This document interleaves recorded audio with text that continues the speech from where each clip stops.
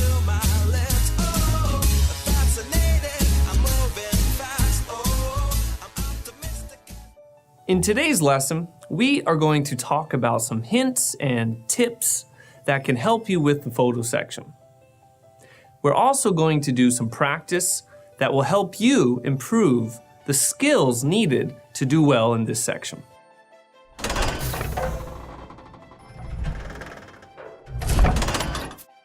Tip number 1, ignore the photo section's beginning instructions. In this section, you will hear some instructions and an example before you start the actual test. Let's take a look at those instructions. In this section of the test, you will have a chance to show how well you understand spoken English.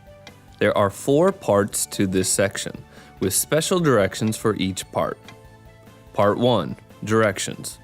For each question, you will see a picture in your book and you will hear 4 short statements. The statements will be spoken just one time.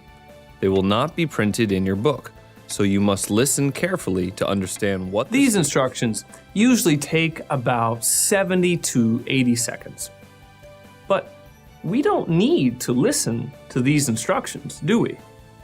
In this course, we are going to be practicing so many photo questions that you will know how to do them.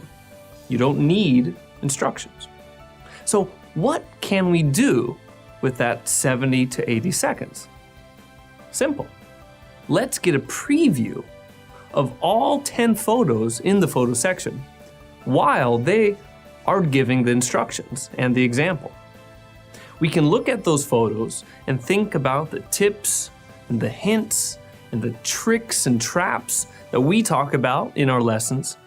You can look at the photo and think about vocabulary or example sentences that might match the photo. So don't waste your time and listen to instructions or the example.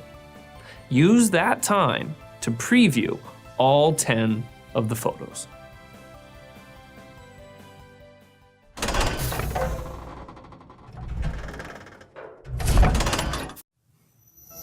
Tip number 2, brainstorm verbs and nouns.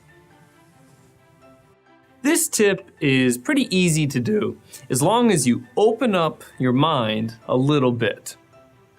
There are always many different ways to say one thing. Often, the word that you expect will not be used on the TOEIC test. So it's always a good idea to try to think of as many different words as possible for one object or one action that you see in the picture. Let's take a look at a photo.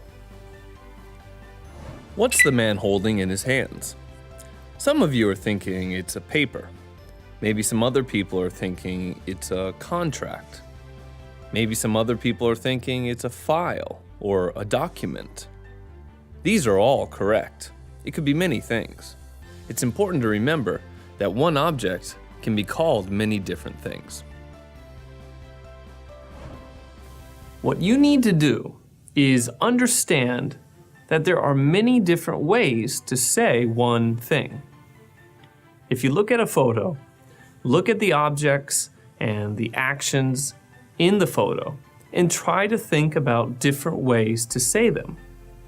A really good way to practice this would be to look at a picture or a photo and choose an object or choose an action that someone is doing and try to think of as many different vocabulary words as possible for that object or for that action.